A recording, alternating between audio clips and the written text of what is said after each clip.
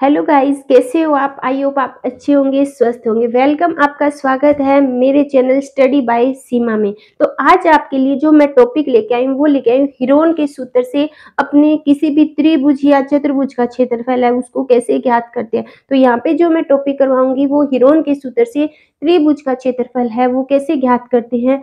वो ये competition exam में भी आता है और 9th क्लास का तक सिलेबस है उसमें भी ये क्वेश्चन है वो काफी पूछा जाता है, इसलिए मेरे साथ वीडियो में अंत तक जुड़े रहना। आप देखो, हीरोन के सूत्र से अपने त्रिभुज का क्षेत्रफल है उसको कैसे ज्ञात करेंगे वो आज अपने अच्छी तरह एक्सप्लेन करेंगे। त्रिभुज का क्षेत्रफल, त्रिभुज की बात जब मैं यहाँ पे करूं तो त्रिभुज में कौन सा लूंगी, चाहे वो समबाहु हो, चाहे समद्विबाहु हो, चाहे विषमबाहु त्रिभुज, उसकी बात करेंगे। यहाँ पे अपने समकोण त्रिभुज की बात नहीं करेंगे।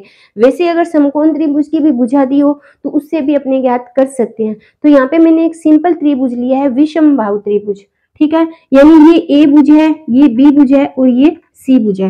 अब मान लो इस त्रिभुज का अपने को क्षेत्रफल ज्ञात करना है। वैसे सभी बच्चों को पता होगा कि त्रिभुज का अपने क्षेत्रफल है वो कैसे ज्ञात करते हैं, 1/2 आधार इंटू ऊंचाई। ये अपना सिंपल त्रिभुज का क्षेत्रफल है और सभी बच्चों को पता भी होगा। मतलब 1 से लेके और 6 से लेके जो 10th क्लास के बच्चे उन सभी को पता है कि त्रिभुज का क्षेत्रफल क्या होता है, 1/2 आधार इंटू ऊंचाई। लेकिन वो कंडीशन कब होगी जब अपने को क्वेश्चन में ऊंचाई दी होगी। ऊंचाई हमेशा 90 डिग्री पर लंब पर जो होगी 90 डिग्री पर वो ही उसकी ऊंचाई मानी जाती है। लेकिन यहाँ पे ये सिंपल त्रिभुज है, इसकी अपने को 3 भुजाएं दी हुई है, ना कि ऊंचाई दी हुई है। जब ऊंचाई नहीं दी होती तब उसको अपने हीरोन के सूत्र से त्रिभुज का क्षेत्रफल ज्ञात करते हैं। मान लो ये अपना एक त्रिभुज है ABCD। अब ये त्रिभुज है, ए के सामने की भुजा ए होती है, बी के सामने की भुजा सी होती है और सी के सामने की भुजा सी होती है। यानी मैंने तीनों भुजाओं को शो कर दिया है।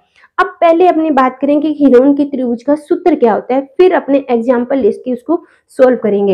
हीरोन का जो सूत्र होता है उसमें सबसे पहले अपने निकालते हैं अर्ध परिमाप, और जो अर्ध परिमाप का जो सिंबल होता है वो होता है S. S equal to A + B + C/2। अब अर्ध परिमाप ज्ञात किया है मैंने, ठीक है। और परिमाप सभी को पता है कितना होता है, तीनों भुजाओं का योग। तीनों भुजाओं का योग जब आधा किया तो उसको क्या बोलेंगे, अर्ध परिमाप। और जो अर्ध परिमाप का सिंबल है वो है एस। अब अपने ज्ञात करेंगे त्रिभुज का क्षेत्रफल, यानी ABC का क्षेत्रफल।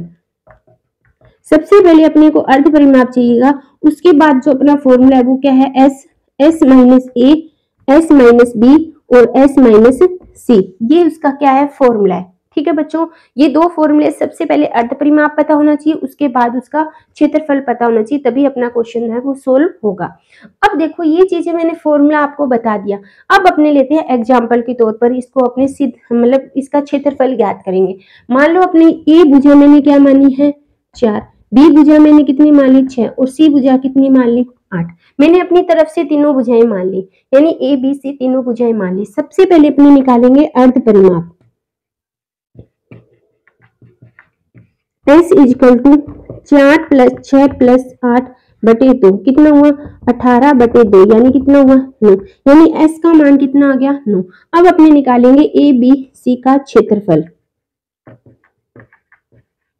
फॉर्मूला सभी के ऊपर लिखा हुआ है, S - A, S - B और S - C।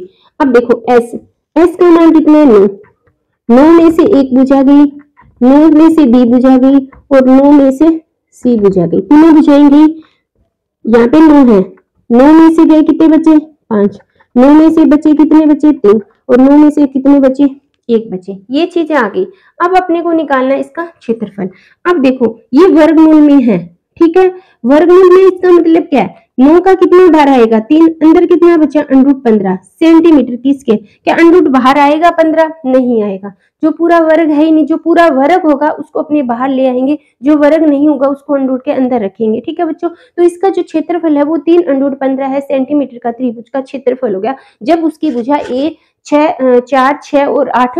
इस तरह अपने त्रिभुज का क्षेत्रफल है वो हीरोन की सहायता से कर सकते हैं। अब सेकंड कंडीशन आती है कि अगर अपने को यही त्रिभुज ऐसे दिया हो, मान लो ये भुजा कितनी दी है, 4 और अपने को ऊंचाई दी है मान लो 8, तो इसका क्षेत्रफल कैसे ज्ञानेंगे, 1/2 आधार इंटू ऊंचाई।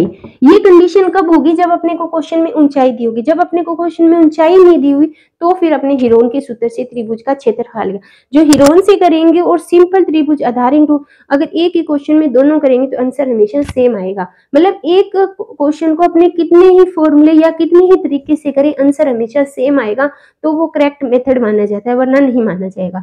ठीक है, 1/2 आधार कितनी है? 4 है, और ऊंचाई कितनी है? 8 है। ठीक है बच्चों, अब देखो कितना कट गया? 16, यानी इसका आंसर कितना आ गया अपना? 16 आ गया। जब अपने को इसी क्वेश्चन को मैंने थोड़ा अलग हटके किया है, आधार इंटू ऊंचाई से और हिरोन के सूत्र से किया, तब 3√15 इसकी स्क्वायर है वो क्षेत्रफल आ गया। इसको एक बार देख लेते हैं, कहीं गलत नहीं हुआ अपना। 9 में से गए 5, यहाँ पे गए 3 और यहाँ पे गए 1, यानी अपना करेक्ट आंसर है। ठीक है बच्चों, तो इस तरह अपने हिरोन के सूत्र से त्रिभुज का क्षेत्रफल ज्ञात कर सकते हैं। सेकंड कंडीशन आती है कि अपने हिरोन के सूत्र से चतुर्भुज का क्षेत्रफल ज्ञात कर सकते हैं। उसका मैं थोड़ा सा तरीका आपको बता देती हूँ। वैसे उसकी मैं स्पेशल अलग से वीडियो लेके आऊंगी, लेकिन फिर भी आपको बता देते हैं कि कैसे ज्ञात करते हैं। मान लो अपने को ये कोई भी A, B, C and D कोई भी अपने को क्या दिया हुआ है? चतुर्भुज दिया हुआ है। ठीक है बच्चों, अब अपने को इसको ज्ञात करना है हिरोन के सूत्र से। मान लो ये भुजा 5 दिया है, ये 8 दिया है, ये 7 दिया है और ये 9 दिया है, और अपने को एक विकर्ण दिया हुआ है 10।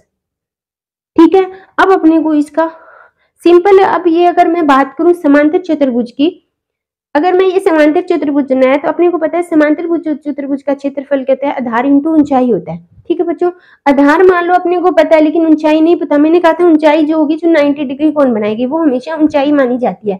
लेकिन अगर मैं इस त्रिभुज की बात करूं तो ना इसमें आधार तो दिया हुआ लेकिन ऊंचाई नहीं दी हुई, तो अब अपने इसको क्षेत्रफल कैसे ज्ञात करेंगे? एक त्रिभुज ये बन रहा है, एक सेकंड त्रिभुज ये बन रहा है। पहले इस त्रिभुज का मैं हिरोन के सूत्र से क्षेत्रफल ज्ञात कर लूंगी, फिर मैं इसका कर लूंगी, दोनों को जोड़ लेंगे, वो अपना चतुर्भुज का क्षेत्रफल आ जाएगा। तो इस तरह अपने त्रिभुज का भी क्षेत्रफल ज्ञात कर सकते हैं और चतुर्भुज का क्षेत्रफल भी ज्ञात कर सकते हैं। आई होप आपको वीडियो अच्छी लगी होगी। अगर वीडियो अच्छी लगे तो लाइक करना, नीचे कमेंट है उसमें कमेंट करके बताना कि आपको वीडियो कैसी लगी है, और मेरे चैनल को सब्सक्राइब करना और अपने दोस्तों के साथ ज्यादा से ज्यादा मेरी वीडियो को शेयर करना। थैंक यू बच्चों।